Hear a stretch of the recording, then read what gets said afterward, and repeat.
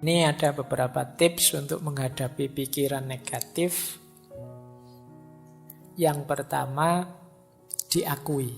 Ngaku saja kalau saya masih negatif pikirannya, tidak apa-apa. Karena kalau tidak ngaku ya tidak ada perbaikan.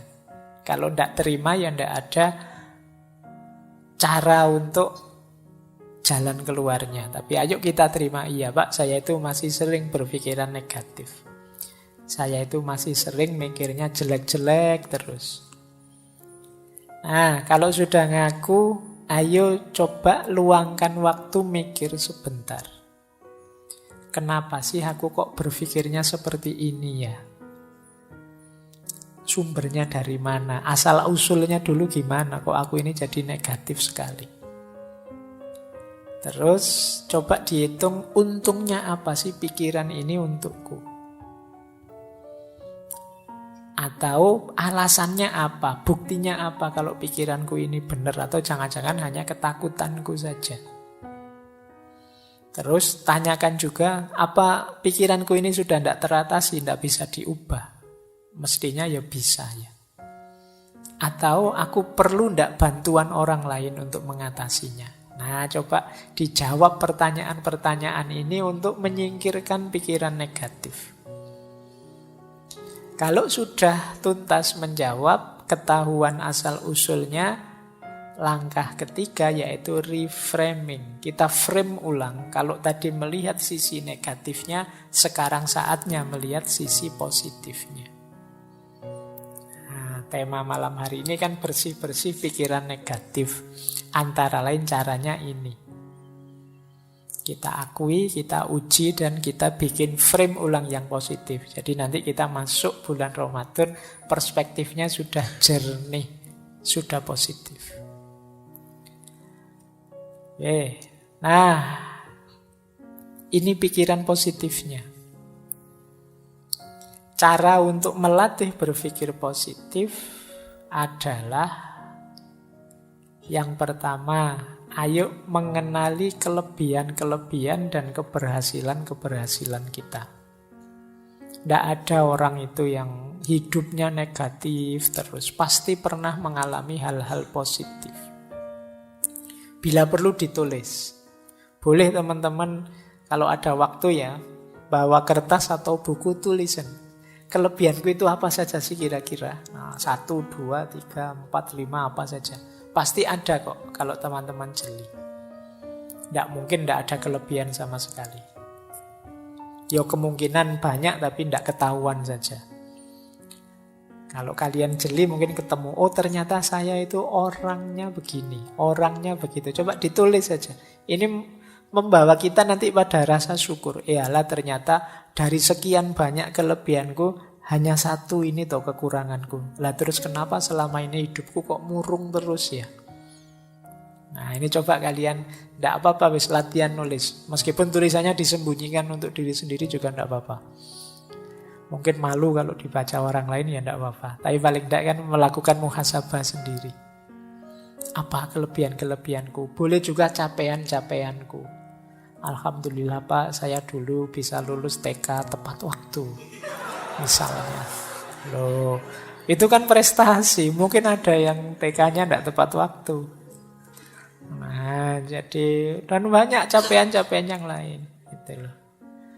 Saya selalu sukses Pak tiap bulan menghabiskan kiriman orang tua. Wah, situ.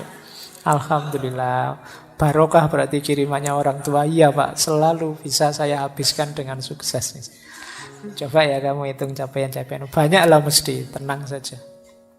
Saya berhasil membuat dosen saya marah Pak. Itu juga. Baik, ya capaian yang baik ya. Nanti kamu tulis, biar apa? Biar yang kedua masuk. Gimana caranya kamu bisa bersyukur. Kalau kamu bisa sulit menemukan kelebihan atau capaian hidup prestasi, tapi yang kedua ini pasti kamu ketemu.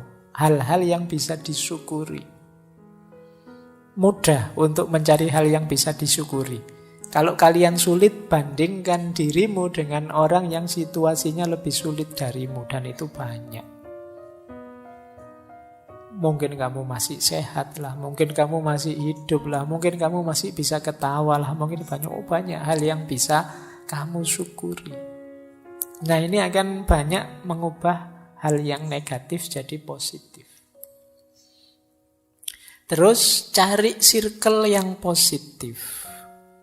Cari teman yang juga positif. Kalau temanmu negatif semua, ya lama-lama kamu terpengaruh negatif.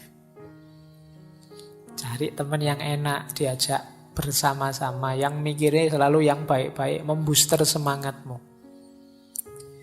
Kemudian pinter-pinter bikin afirmasi, self-talk yang positif. Ngomong yang baik-baik saja deh. Tidak hanya dengan orang lain, dengan dirimu juga begitu.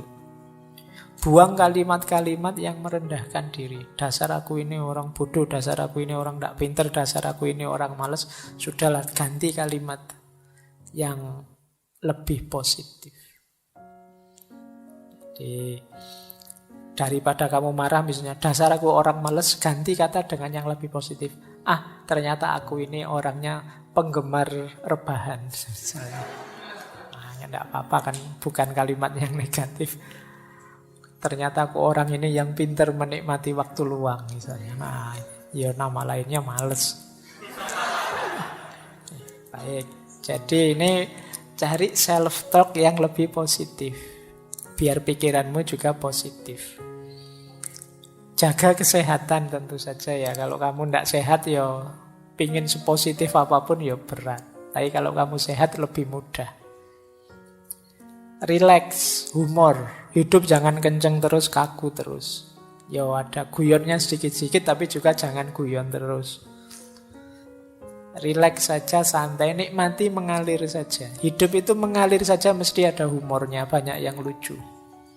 Hidup jadi tidak lucu karena kamu serius terus, kamu pegang terus dengan keras. Biarkan saja kamu nikmati setiap prosesnya, mesti beragam. Ada seriusnya, ada lucunya, ada. Hidup itu begitu karakternya. Kok hidup itu seragam? Kok ini rasanya humor terus, Pak? Ada yang tidak beres. Kamu berlebihan di situ. Atau kok serius terus, Pak? Ada yang tidak beres. Kamu ada yang berlebihan pasti. Secara natural hidup itu pasti ya ada naik, ada turun, ada serius, ada humor. Terus banyak belajar hal baru. Jadi banyaklah belajar tentang yang baru-baru. Yang baru ini menarik. Biar kamu tidak sibuk dengan pikiran-pikiran lama yang negatif. Nah, jadi setelah dibersihkan tadi, diisi dengan yang positif. Memulainya dengan hal-hal ini. Terus kita lanjut lagi ya. Nah, ada teori yang menarik. Ayo belajar dari positivitasnya anak kecil. Anak kecil itu berpikirnya sangat positif. Anak kecil itu dia ingin tahu apa saja, ingin mencoba apa saja, melakukan hal-hal yang pintar, kadang-kadang juga hal-hal yang konyol. Mereka juga bertengkar dengan temannya tapi terus rukun lagi. Mereka jatuh ya bangun lagi. Kalau gagal ya penasaran diulang lagi. Mereka bisa kecewa tapi gampang punya harapan baru. Mereka juga punya ketakutan tapi segera setelah itu mereka tetap bisa ceria, bisa gembira. Kalau sedih ya mereka nangis, tapi tidak lama terus lupa, bisa ketawa-ketawa lagi. Itu enak, nyaman kalau anak kecil. Ini yang disebut positivitasnya anak kecil. Kalau kita kan tidak. Kita setelah jatuh itu bangunnya lama. Ada putus asanya, ada mengeluhnya, ada nyanyi-nyanyinya. Panjang kita. Tidak bangun-bangun.